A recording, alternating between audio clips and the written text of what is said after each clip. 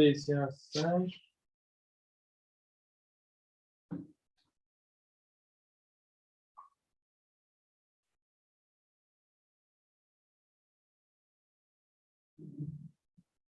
Ça prend un peu de temps. Ça va arriver.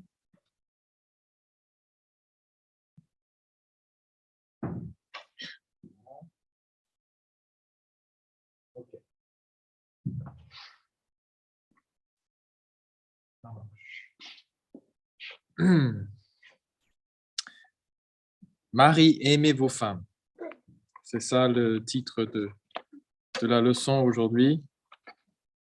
Et parler du mariage, c'est un sujet qui me fait trembler un peu. Pourquoi? D'abord parce que le mariage, c'est quelque chose de sacré devant Dieu. Et donc, mon désir de ne pas dire des bêtises fait que je vais essayer de peser mes mots soigneusement au cours de cette étude, mais ça me fait trembler un peu quand même. Mais en plus, je tremble devant vous pour présenter cette étude parce que, comme vous le savez, je suis marié. Et je sais que ce que je vais vous dire aujourd'hui, je ne suis pas toujours à la hauteur de tout cela. À la hauteur de ce standard que Dieu nous donne dans sa parole. En même temps, je reconnais qu'il existe tout un tas de thèmes dans la Bible sur lesquels j'ai à travailler, comme vous, par exemple. Et Dieu sait que je suis en cheminement et que vous tous, vous êtes en cheminement. Et c'est pour cela qu'on est là, en fait. Nous sommes là parce que nous reconnaissons la vérité essentielle que nous sommes tous pécheurs, alors que Jésus, il a le remède pour notre maladie mortelle. Et c'est quoi? C'est le péché. Et Jésus a le remède pour ça. En fait, il est le remède pour cela. C'est pas qu'il a le remède, il est le remède. Et donc, chacun et chacune vient ici tout en sachant qu'on a du progrès à faire. Et c'est la même chose avec le mariage. Mais tout simplement parce qu'un sujet peut être parfois difficile à aborder, ça ne veut pas dire qu'on ne doit pas l'aborder, qu'on doit l'éviter. En fait, ça nous montre que, à plus forte raison, qu'il faut vraiment aborder ce thème et travailler dessus. Et vous savez, au cours de notre culte chaque semaine, nous prions certaines choses, nous chantons certaines idées qu'on voudrait atteindre dans notre démarche avec le Seigneur, sachant qu'on n'en est pas encore arrivé.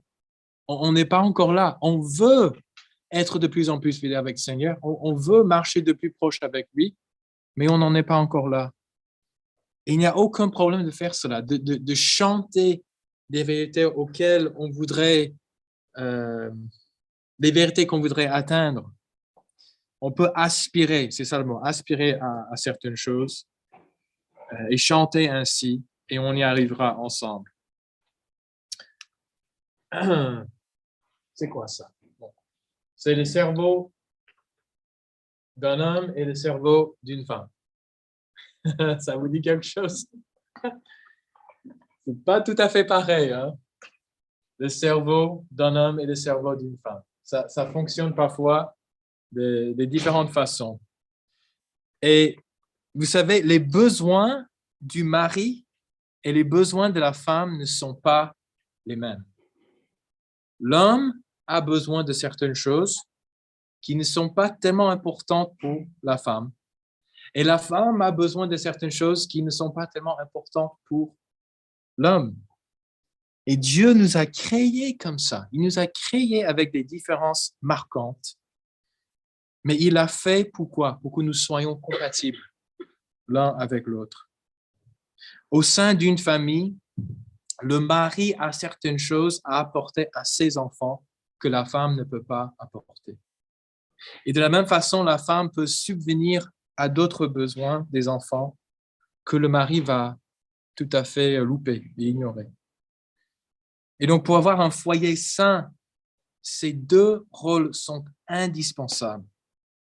Et dans la relation conjugale aussi, et mari et femme ont tous les deux des choses importantes à y contribuer. Donc, le texte qu'on a lu, c'était Éphésiens 5. Et on a commencé au verset 22. Et peut-être normalement, on devait commencer avec les femmes, parce que le texte parle des femmes en premier. Et ensuite, Paul lui donne des instructions au mari.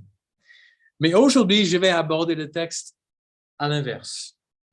Et je vais vous dire pourquoi. J'aimerais d'abord parler de moi-même et des autres maris ici présents ce matin. Et ensuite, on parlera des femmes. Et je vais vous dire pourquoi. D'abord, c'est ce passage dans 1 Jean 4, verset 19 qui me vient en tête. Nous l'aimons parce qu'il nous a aimés le premier. Je vais vous expliquer pourquoi je dis ça. En gros, Paul dit aux femmes de faire quoi? De respecter et être soumises à leur mari. Alors qu'il dit aux maris d'aimer leur femme, comme on a lu tout à l'heure. Et je vous le dis aujourd'hui que si nous, les maris, ne faisons pas notre devoir, qui est d'aimer nos femmes, comme Christ a aimé l'Église, la soumission et le respect dont nous avons besoin, ça ne viendra pas. Je peux vous le dire. Ou bien peut-être que nos femmes nous respecteront, mais pas par plaisir, pas avec un esprit de bonne volonté et avec joie. Ils le feront pour Dieu, mais non pas par admiration pour vous ou pour moi, pour qui nous sommes. Donc, quand j'abordais ce texte, parler de la soumission dans un premier temps me semble mettre la charrue avant les bœufs, en fait. Je ne dis pas que Paul avait tort, mais Christ ne nous a pas demandé de le suivre et d'être soumis à lui avant de nous démontrer son grand amour pour nous en premier par ses actions. C'est pour ça que j'ai mis 1 Jean 4, verset 19. Nous l'aimons parce qu'il nous a aimés le premier. Jésus ne nous demande pas d'être soumis à lui sans nous montrant déjà comment il nous a aimés et comment son amour continue jusqu'à ce jour. Donc, nous l'aimons parce qu'il nous a déjà montré tout cela. Et donc, je pense que c'est bien de faire cela en premier, de parler du devoir du mari et ensuite ce devoir de la femme de respecter son mari, ça vient tout naturellement.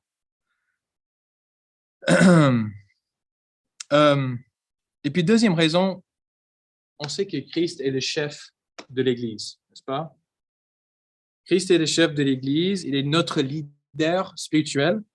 Et de la même manière, le mari est le chef de la femme. Et nous sommes les leaders, nous les hommes, nous sommes les leaders spirituels de nos familles, qu'on le veuille ou non. Alors, je pense que c'est notre devoir d'agir en premier. Et si en tant que mari, vous attendez jusqu'au moment où ta femme va te respecter avant de l'aimer, tel que Jésus nous enseigne, tu ne commenceras jamais à aimer votre femme. Si tu commences à aimer ta femme pour que tu ressembles plus à l'exemple du Christ, ça, c'est déjà une bonne chose. On fait les choses dans le bon ordre et tu seras ensuite émerveillé par le respect que ta femme te donnera ensuite. Si vous n'êtes pas,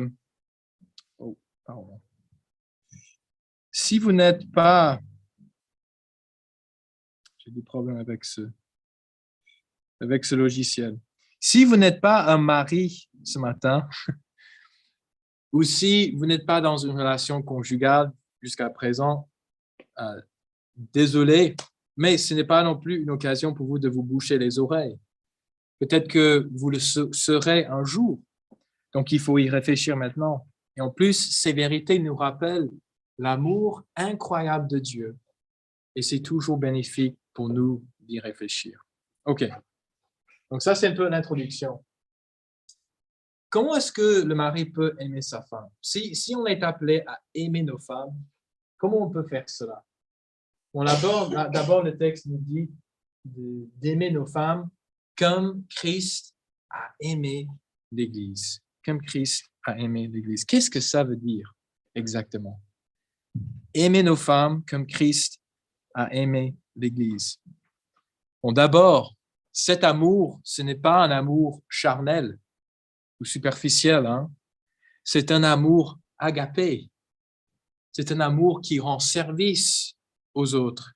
Un amour qui se manifeste à travers un choix volontaire d'aimer et de servir l'autre personne en dépit de leurs actions et en dépit de nos besoins. C'est un amour qui est basé sur la valeur intrinsèque de l'autre personne. Et donc, les maris, s'il faut aimer nos femmes comme ça, qu'est-ce que cela demande de nous au quotidien? C'est ça la question. Bon, regardons un passage qui montre comment Jésus a aimé l'Église. C'est Philippiens chapitre 2, verset 5.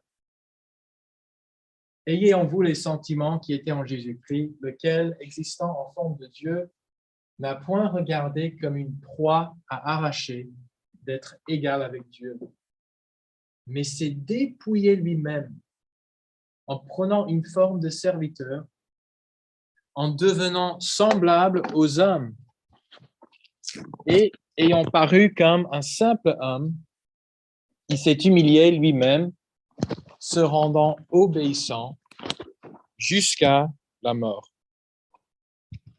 même jusqu'à la mort de la croix. Vous savez, c'est ça l'amour de Jésus pour son Église. C'est ça l'amour de Jésus pour vous et pour moi, qui avait cette situation incroyable. Il était au ciel, il était avec son Père, il était à la droite de Dieu, à son trône, et il a dit, je peux me dépouiller, je peux m'humilier jusqu'au point de prendre une forme de serviteur et de devenir semblable aux hommes. Il essaie vraiment d'identifier avec notre situation. Et nous sommes appelés, les maris, nous sommes appelés à aimer nos femmes de cette façon. Vous savez, en tant que mari, on aime bien Éphésiens 5, 22 jusqu'à 24, la première partie qui dit mari, femmes, soyez soumises à vos maris. Et on dit, ah oui, ma femme, elle doit se soumettre à mon autorité. Oui, ça, j'aime bien.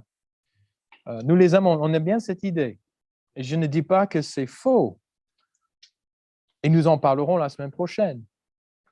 Mais notez bien la posture de Christ ici dans ce passage. Bien qu'il soit chef de l'Église, bien qu'il soit souverain, ayant toute autorité dans le ciel et sur la terre, qu'est-ce qu'il fait ici? Il s'humilie. Il s'humilie. Il se dépouille lui-même pour être au service de son épouse. Pour être au service de son épouse.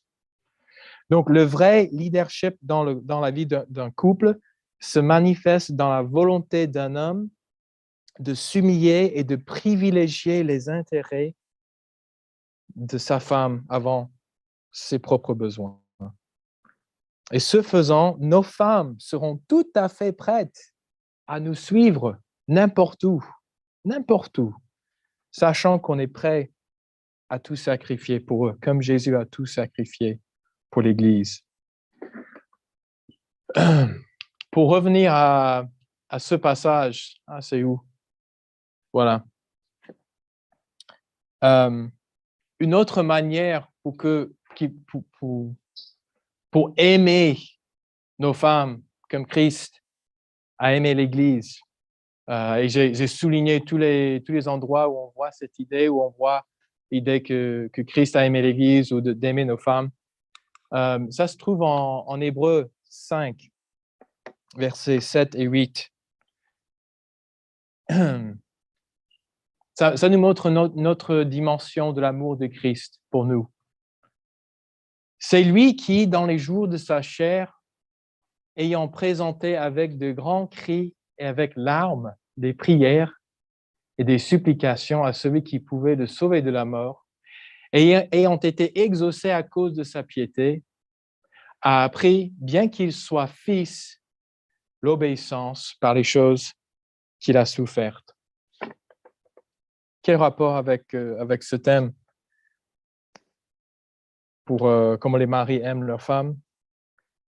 Je crois que nous, les maris, je crois que chacun de nous ici, on serait prêts tous à mourir pour nos femmes et pour nos familles. Aucune question. Si on était appelé à faire cela, je crois qu'on le ferait. Mais est-ce qu'on est prêt à privilégier ses intérêts et être attentionné envers ses besoins tous les jours, au quotidien, lorsque la vie nous semble tellement banale? Non pas pendant un moment où on est appelé à se mettre devant eux, à le protéger et dire « Non, je vais me sacrifier pour elle ». Non, je parle des situations normales, au quotidien. Est-ce qu'on va privilégier ses besoins? Parce que parfois, on pense à ce que Jésus a sacrifié pour nous et on pense à ce qu'il a fait au calvaire. Et il faut y penser. C'est incroyable ce que Jésus a fait.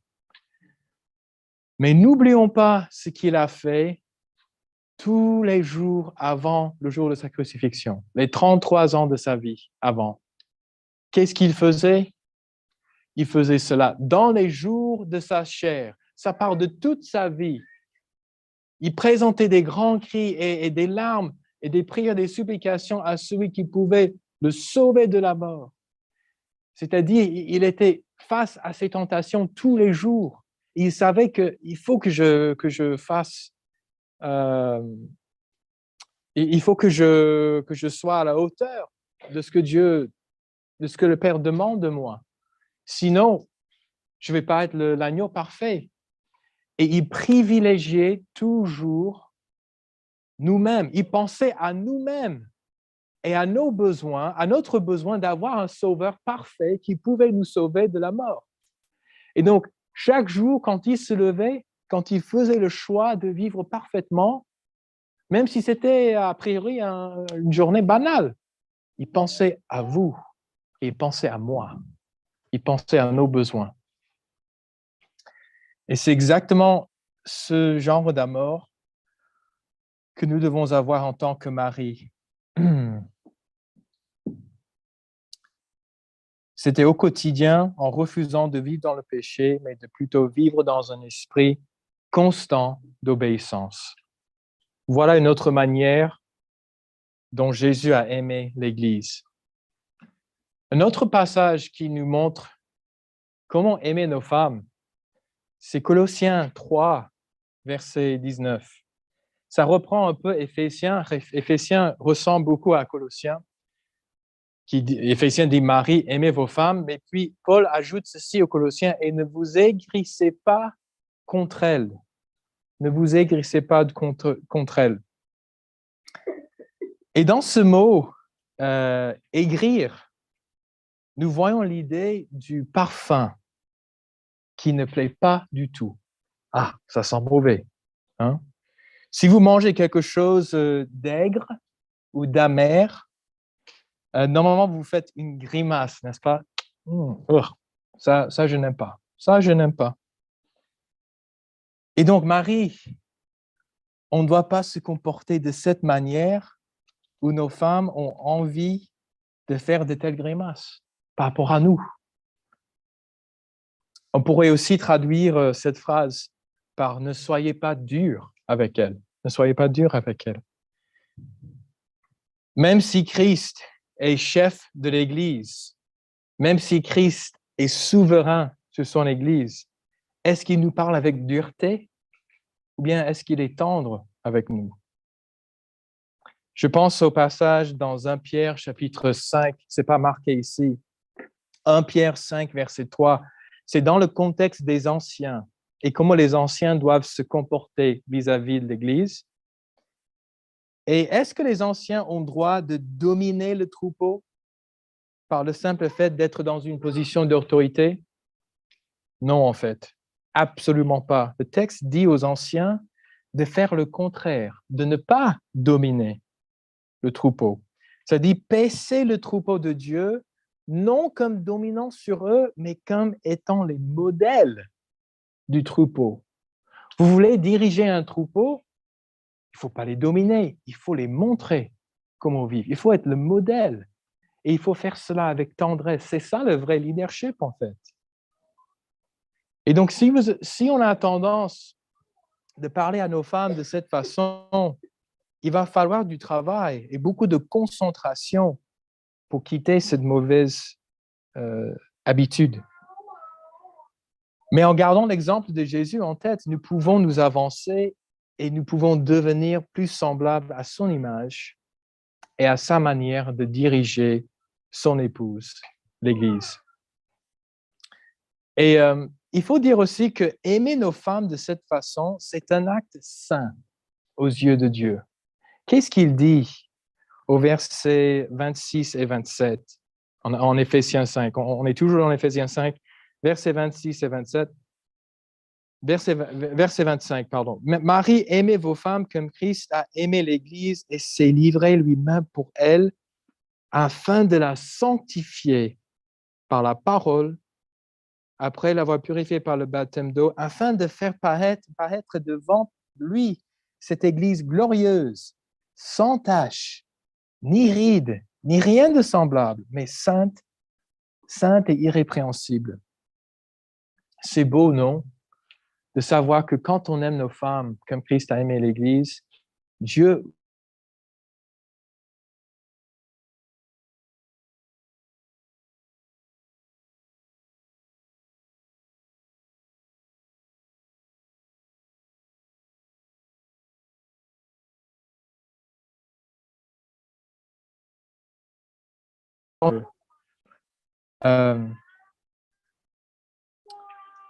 verset 32. Je ne veux pas qu'on loupe l'importance de verset 32, Éphésiens 5.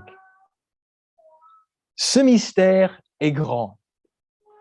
Ce mystère est grand. Qu'est-ce qui se passe? Hop là.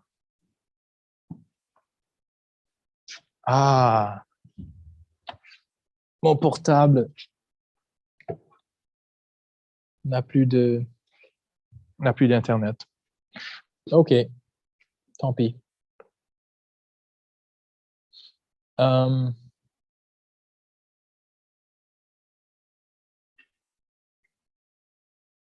J'ai oublié de la brancher.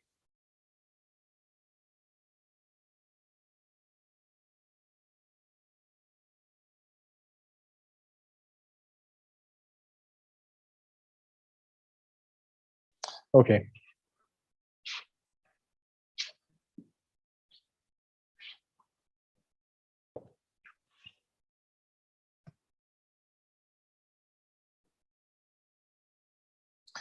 Qu'est-ce que je disais? Chapitre 5, verset 32. Ce mystère est grand.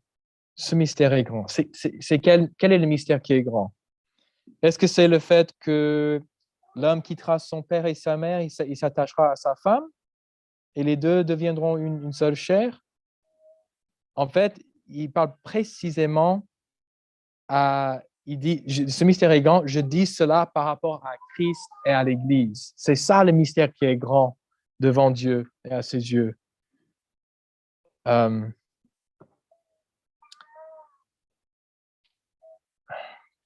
j'ai toujours des problèmes avec ce logiciel.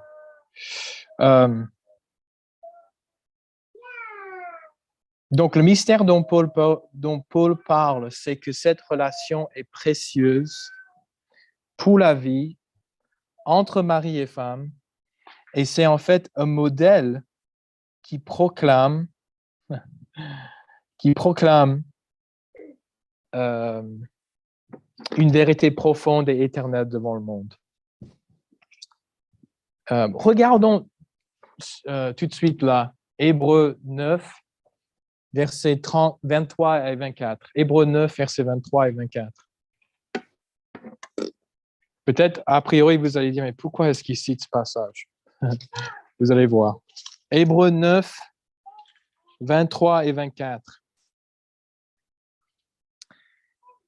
Il était donc nécessaire, puisque les images des choses qui sont dans les cieux devaient être purifiées de cette manière, que les choses célestes elles-mêmes le fussent par des sacrifices plus excellents que ceux-là. Car Christ n'est pas entré dans un sanctuaire fait de main d'homme en imitation du véritable, mais il est entré dans le ciel même afin de comparaître maintenant pour nous devant la face de Dieu. OK, vous vous rappelez, dans l'Ancien Testament, on avait le tabernacle, on avait le temple, OK? Et c'est là, parfois, dans nos lectures de l'Ancien Testament, où on est en train de lire, et puis on s'ennuie parce que, oh là là, il y a tout un tas de choses qui est marqué, il faut qu'il y ait une longueur de cette taille et tout ça. Et bon, c'est parfois dur à lire tout cela. Mais il fallait que tout cela soit fabriqué d'une certaine façon, d'une certaine manière. Pourquoi? Parce que tout cela, c'était une image, c'était une symbole, c'était un réplique, on peut dire. C'était une imitation de quelque chose d'autre. De quoi exactement? C'était une imitation du ciel, de la présence de Dieu lui-même. Et donc, il fallait que tout cela soit absolument correct.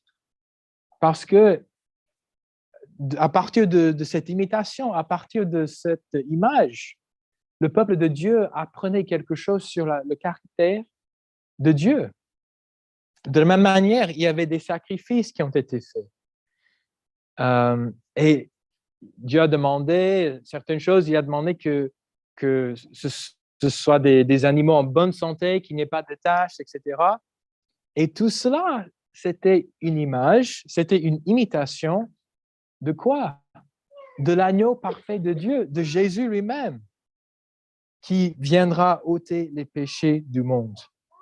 Et tout comme vous avez le temple qui est une copie, qui est une réplique, qui est une imitation du ciel, et les sacrifices aussi, qui est une copie de Jésus, Dieu a aussi fait de votre mariage une imitation pour évoquer quelque chose d'autre, de beaucoup plus profond, à savoir la relation entre vous et Jésus, entre vous et le Christ.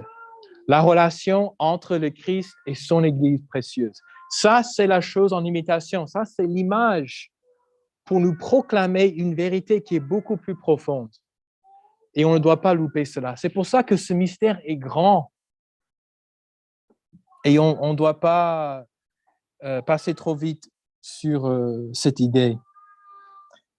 Donc, il faut comprendre que ce passage en Éphésiens 5, ce n'est pas tout simplement un enseignement pour améliorer votre mariage, pour améliorer mon mariage, même si une mise en pratique de ces enseignements apportera certainement une amélioration dans votre relation.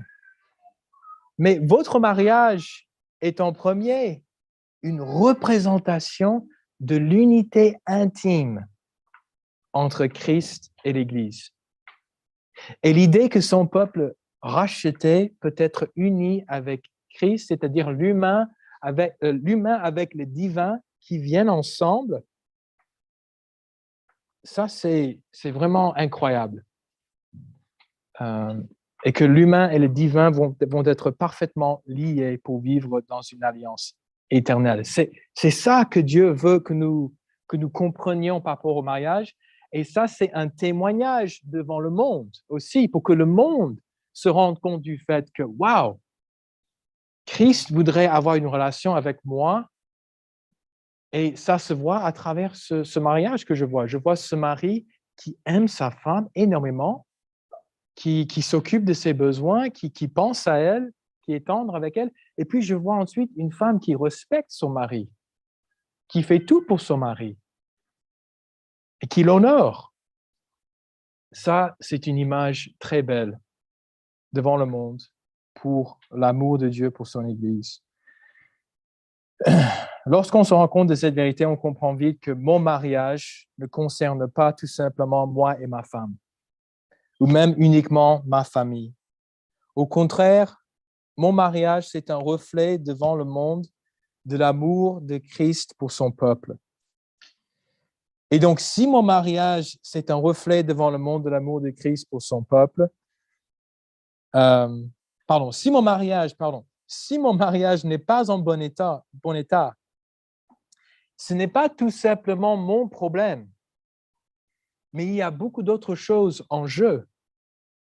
Et quand on comprend cela, les maris, le mariage, ce n'est plus juste un moyen pour atteindre un but pour moi, c'est-à-dire pour avoir des enfants, pour jouir d'un plaisir sexuel. Non. Maintenant, je me rends compte du fait que mon mariage, c'est une mission. C'est une mission. Et c'est une opportunité de témoigner devant le monde de l'affection de Dieu pour l'humanité, surtout pour ceux qui acceptent son évangile et qui font partie de son Église. Et donc, mes frères, nous devons être au rendez-vous. Hein? On ne peut pas louper cette occasion. Et si nous, en tant que mari, si nous donnons le ton et si nous prenons le premier pas dans cette mission en aimant nos femmes comme Christ a aimé l'Église, je vous le garantis, nos femmes seront toujours à nos côtés. Ils seront toujours à nos côtés pour vivre cette mission ensemble et ils ne nous quitteront jamais si on dirige de cette façon. Et c'est exactement ce à quoi nos femmes s'attendent. Nos femmes veulent que nous soyons des leaders comme ça. Donc, est-ce que nous sommes prêts à agir et à saisir ce grand mystère de l'amour profond de Christ pour son Église? Donc, voilà pourquoi un mariage épanoui est important. Cette étude n'est pas motivée par je veux que votre vie de couple soit heureuse. C'est beaucoup plus profond que ça. Parce que ça concerne, en fait, c'est une prédication en quelque sorte. Votre mariage, votre relation conjugale, c'est une manière de prêcher au monde de qui est Dieu et quel est son amour pour son peuple. Il est quelle heure? J'ai beaucoup d'autres points. Ça, c'est déjà un bon début. Peut-être on va faire un deuxième et puis on va s'arrêter. Une autre façon d'aimer sa femme. Donc, le premier point, c'était aimer sa femme comme Christ a aimé l'Église. Deuxièmement, on doit aimer nos femmes en vivant avec elles avec un esprit de sagesse et de compréhension. OK? Avec un esprit de sagesse et compréhension. On va regarder un autre passage qui parle des maris et des femmes. C'est 1 Pierre, chapitre 3. 1 Pierre, chapitre 3.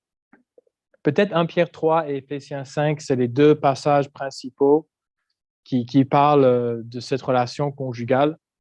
Donc, on va juste regarder le verset 7.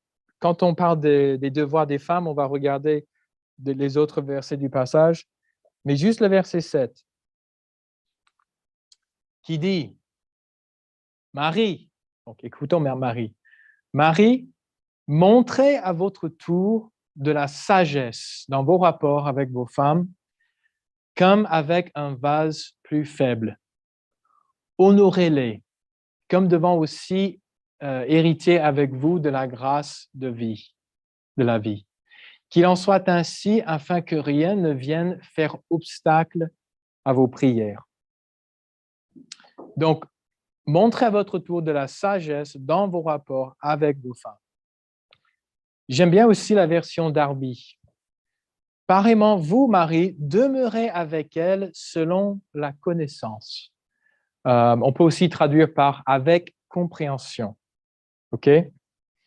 Qu'est-ce que ça veut dire, vivre avec elle selon la connaissance, avec compréhension? Est-ce que ça veut dire qu'il faut comprendre à 100% tout ce qui se passe dans la tête de ma femme pour être un bon mari? Ben non. Ça, c'est impossible. On n'a jamais eu d'homme sur Terre qui a tout compris par rapport à ce qui se passe dans l'esprit de sa femme. Et c'est pareil pour les femmes. Comme je vous ai montré le cerveau tout à l'heure, on a tous les deux les cerveaux bien différents les uns des autres. Et donc, c'est pas ça l'idée. Vivre avec sa femme avec compréhension, cela veut dire, à mon avis, qu'on n'arrête jamais de l'étudier, de l'observer. Vous savez que vous devez étudier vos femmes, vous devez observer vos femmes pour savoir exactement ce qu'elles pensent par rapport à certaines choses, ses habitudes, ses goûts par rapport à certaines choses. Et ça, c'est quelque chose qui dure pour la vie. Si vous suivez une formation, par exemple, si vous voulez devenir médecin, un jour, la formation va s'achever et vous allez recevoir votre diplôme, n'est-ce pas? Moi, je vous dis que dans le mariage, vous n'arrivez jamais au bout de cette formation qui est d'étudier vos femmes, votre femme, pour la connaître de mieux en mieux, afin de mieux subvenir à ses besoins. Je vous donne un exemple. Quand moi et Betty, quand on s'est mariés, elle n'est pas là, elle ne peut pas se défendre. Quand on s'est mariés, tout de suite, là, on comprend, on apprend certaines choses peut-être on ne comprenait pas avant. Donc, on s'est mariés, on vivait ensemble après notre mariage. Et puis, parfois, après avoir mangé, je mettais les vaisselles dans l'évier et puis je repartais. Et ce n'était pas le fait juste de mettre les vaisselles dans l'évier, c'était le fait de ne pas rincer cela, qui l'a gêné parfois. Mais est-ce que vous pouvez au moins juste rincer cela pour que ça ne sèche pas, pour que la nourriture ne sèche pas et que ça ne soit pas trop difficile plus tard d'enlever cela? Et au fur et à mesure, en faisant cela, jour après jour, je me suis rendu compte que ça ne lui plaît pas et il faut que je modifie peut-être cela parce que j'étais en train de l'étudier tout au début. Et je peux vous dire que c'est quelque chose qui dure pour la vie.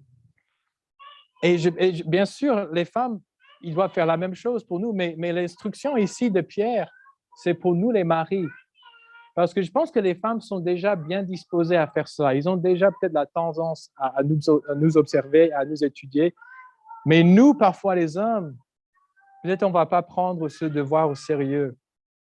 Mais qu'est-ce qui rend votre femme heureuse? Qu'est-ce qui l'énerve? Ce n'est pas pareil pour chaque personne. Et notre devoir, les maris, c'est d'étudier ces choses. Parce que mieux on les connaît, mieux on saura comment vivre avec nos épouses avec compréhension. Vivre avec eux avec compréhension. Je vais terminer là. J'ai d'autres points à faire. Peut-être qu'on va faire 2 semaines sur les maris. Parce qu'il y a d'autres passages et d'autres points qui sont importants pour nous. Et je vous encourage de lire le texte cette semaine, de réfléchir à ce que ça veut dire d'aimer vos femmes, comme Christ a aimé l'Église. Et quel privilège nous avons de proclamer l'Évangile à travers notre mariage. Le mariage, c'est une bénédiction de Dieu. Et le mariage existe depuis la création. Parfois, on pense que c'est l'État qui a établi le mariage, c'est juste une institution civile. Non, non. Dieu a créé le mariage pour l'homme et pour la femme, pour notre bénéfice. Donc, on va s'arrêter là et on va continuer la semaine prochaine. Maintenant, on va chanter.